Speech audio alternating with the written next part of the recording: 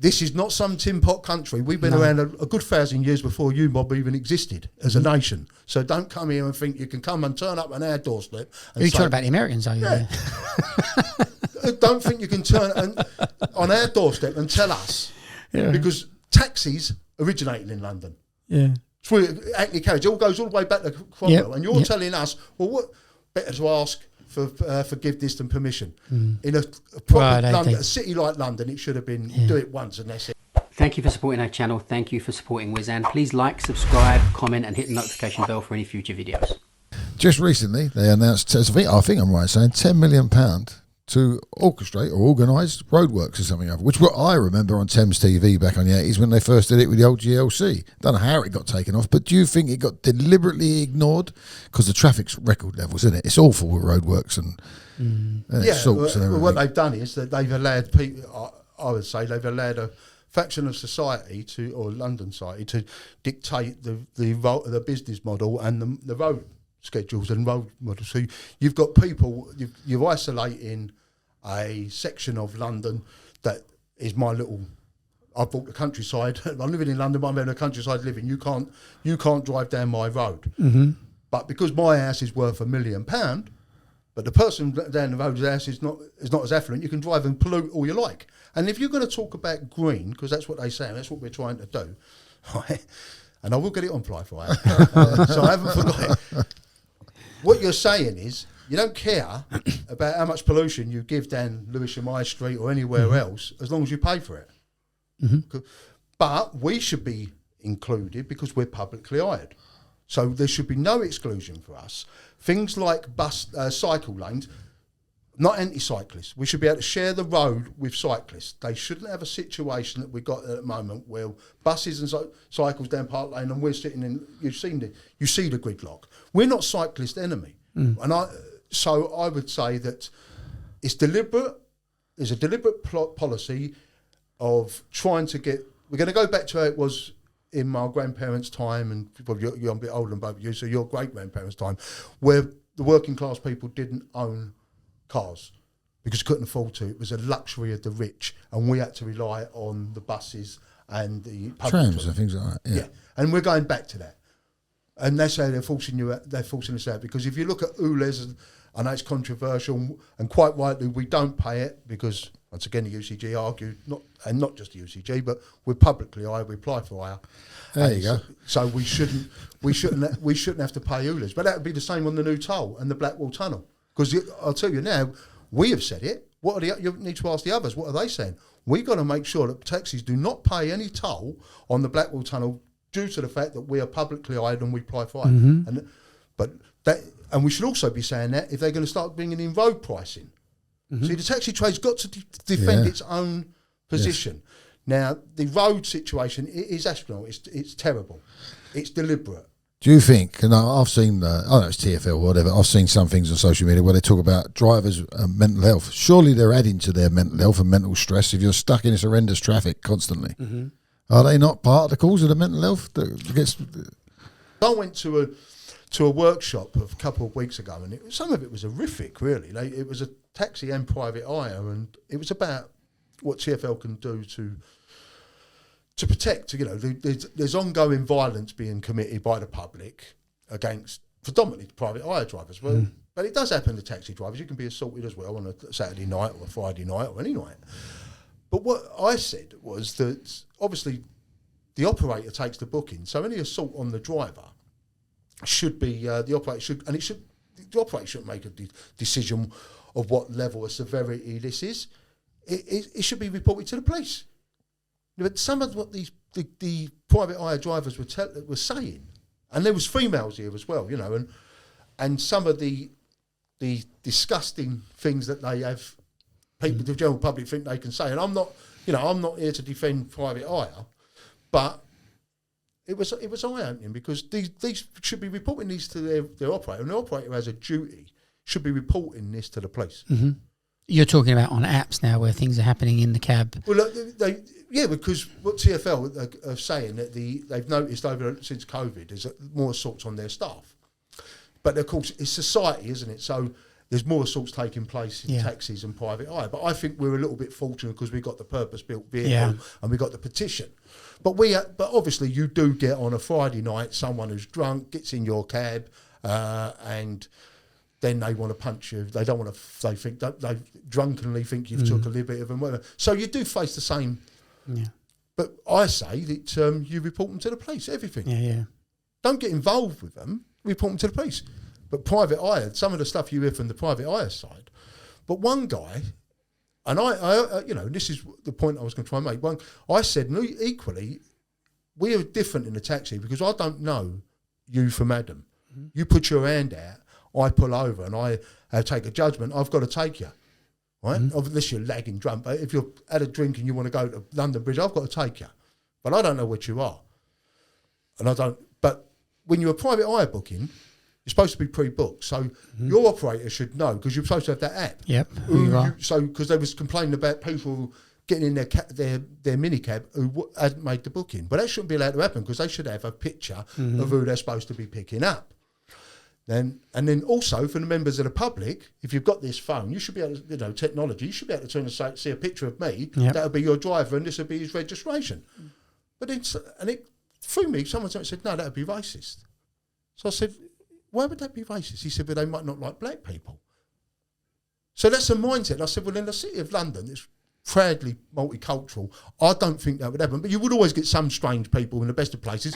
You probably wouldn't want them in your cab either, would you? You wouldn't want them in your cab. But the minute the person, if the person's that way inclined, the minute they see that your driver's Asian or black, they go, "No, I don't want him." Mm-hmm. So, but there is a responsibility. That's 1970s stuff. I would have thought so, but I think it was defending that. See, I'm not saying that you've got to. Some people maybe want to multi-share their cars. I'm not saying. So if that's going on, that's kind of so. Something Then else. when I'm saying things like you should have a photographer who's getting in your because he's pre-booked. If I'm on your app, you should be able to say this is what he looks like, and if you're. Oh, so are you talking about a photograph of the passenger? Why not? Yeah, I don't see why not. But I was for a second I was confused. But a photograph of the passenger, so we know who we're meant to be picking up. And I know who my driver's going to be because I've got a photograph of my driver. Yeah. But the driver said, no, that would be racist. Okay. It can't be. There ain't that many drivers that rich that they're going to pick and choose a customer based on the fact not picking that one, I'll wait for another one. And then meanwhile, in the taxi trade, you can look on social media and they actually, it's great. You can get get a tip up front and they actually call it a bribe. I've actually on one of their tweets. It's a bribe. It's crazy. On what? Well, if they say they're busy, yeah. It's as if they're busy, so you jump the queue. Say Trevor's booked a cab, and you come up and it says you're busy. Your cab's going to be 10 minutes, but if you chuck a tip up, a bribe, you're going to bypass Trevor who's been waiting 10 minutes longer than you. Oh, nice. So you're going to jump the queue, basically. You're going to jump. Wrong, because this is free market. Yeah, but we actually, you're not supposed to be charging above the meter. That's us, though. That's our obligation as our trade. Does this get back to apply for hire? This is the. No, this is us. This is our trade. The new yesterday an app. No, but that's why because I'm basically seeing it that we're working in their market. If you're in their market, then a bribe is okay. Right, so I say once again, the UCG would say if you're working in, which the law courts say we're working in their market because we keep losing on the apply for hire, but we've only ever got to win once, haven't we? They've got to win every time, right? And our day will come. Right, that there is no doubt. We will have our day.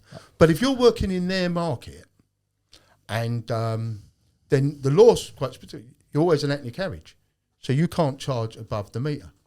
So if the quote is £17, that's what the app's told them, but you've put the meter on and the meter goes $14.60, you're only supposed to charge $14.60. Right, but aren't we? See, the thing about our cab is years ago it had a different road tax, didn't it? Did it have no road tax? Yeah. It had no road tax, but we weren't allowed to use it as our vehicle for everyday life. So that changed. And so in this aspect here, the vehicle is being used by us as licensed taxi drivers, but as soon as we take a app job, we become a private hire vehicle. But the law says a taxi is always a taxi, even if you're using it to go to Sainsbury's or Tesco's. In the eyes of the law, a taxi is always a taxi is always a taxi. Right. So there's case laws on this. So because outside London there's a cigarette paper difference between taxis and private hire, Right. and they all work the same circuits. Yeah. So the operator would make a quote of what the fare, like they're supposed to. Yeah. Now, but a taxi can only charge what it would be on the meter. So for us, we would kind of be doing something illegal by taking more than the meter from the I app. say that's the legal advice. If you take the payment, how about if the app takes the payment? Doesn't matter. Doesn't matter. Because you're taking because you're accepting that red job, aren't you? So when you know, because they're not saying it to you, they're telling you you're getting a premium. So you could argue fundamentally, oh well, I never took the money because not likely, so it got paid to me 2 days later. Okay then, but I ended up paying £17 at London Bridge and £25 tech charge. I'm going to court against you then, because and then. What will TfL do? They go, well, he didn't really technically get it. He got it 2 days later. No, they'll turn and say, is that the actions of a fit and proper person that charge someone £42 to go from here to London Bridge? So is there any test cases? Is there test cases? Yeah. I mean, basically, there is a little phrase in this Philip Warren book about the same thing. You know, in the old days, there was no meter.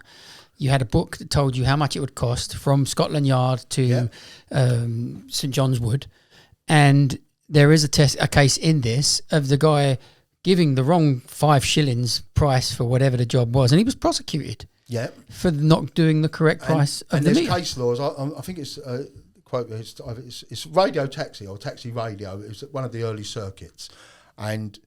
That took a lawyer on to, I've got it on my memory here.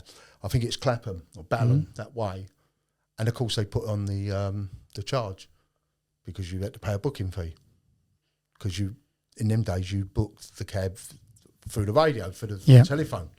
So he queried it, and he went to court, and the judge, and that's where the case lawyers. Told the taxi drivers they're not going to face prosecution for this because they didn't know. But you cannot charge above the meter. And that's why TfL, when you used to front them about £10 minimum fares and that, they would always say if a passenger complained, it's a responsibility of the driver to reimburse and make up the difference. And that's no different to surging. I would say, because that's what it is. If we could say we're gold standard and we're better, but we're doing what Uber and Bolt and Ola and all that do, we're no better. Yeah. Right? Because you go to work, you do the knowledge, you should get you're happy with the meter fare. If the passenger wants to give you a tip, lovely. They shouldn't be obliged to give you a tip because that should be based on the service you've given. But you should not be then charging them, because it's busy, you pay a premium to get a taxi when you're a publicly hired vehicle. And that's the issue. So eventually if it won't go to court because no one's got the appetite to take it to court. TfL don't want it to go to court because it can only end one way. Yeah. And the way that it's ending is we're going to have one tier by policy manipulation because we're working exactly the same. So it's in everyone's interest to let this keep going on. So we've written to TfL on numerous occasions about this, and they keep saying it's a bit of a grey area. But the legal advice says it's a grey area, and lawyers love grey areas. That was another thing that's been quoted to by legal people. But the minute someone complains, you'll find it'll be your member who gets done for being fit and proper for taking above the, not the... Have you seen one of the jobs come up on it? So does it say, when it comes, I haven't seen one, but so when it comes up, does it say, what does it say? Does it say bribe, tip, or how do they know? When tech charge. It comes up, so the driver knows. I believe, I don't work tech charge. So you get one of the apps done it flashes up. So the driver, when he taps on accept the job, they've seen that. Yeah. Because if you're driving along and you're allowed just to tap and you haven't seen it, you've just accepted a job. Who's to say you've read all the details? No. See, once again, I don't work the apps, but my understanding is that they show a bit of the map that's red, and that area will all incur the tech charge. Or whatever they're calling it. Each one's got a different name. So we're I understand now. We're surge charging without knowing it. We are part of that app. We're working on that app, and that area is going to have a surge charge on it. But you know it. That's why I was saying. So that's why I said the example. You're in your taxi. My daughter's trying to flag you down on the Strand, but you're going down to the Mall because it's in that. I'll skip that one. Yeah. Right? Okay. So basically, you're saying if up to my daughter and everyone else, you want to get a taxi, then you've got to download this app. Right, but and the reason you're driving past people, that's why I said it's manipulating the meter and everything else. The reason you're driving past people putting their hands out is because there's more money in that area. that area. Mm. And the advice we've been given is it's not the accident fit and proper. It is illegal. So technically, yes, we are breaking the law if we are taxi drivers doing it. Private hire is not breaking the law. No, because it's a private booking. Mm-hmm. But once again, lacks regulatory from TfL because the Private Hire 98 Act, so you can tell someone should get a life, says that you're supposed to give a quote of what the fare should be. How about if you get a job and it comes down on the app and it's a fixed price at the airport, just make it up. It's £100 on there. You just accept it and go and do it. And there was, as you say, a bribe, a tip or whatever.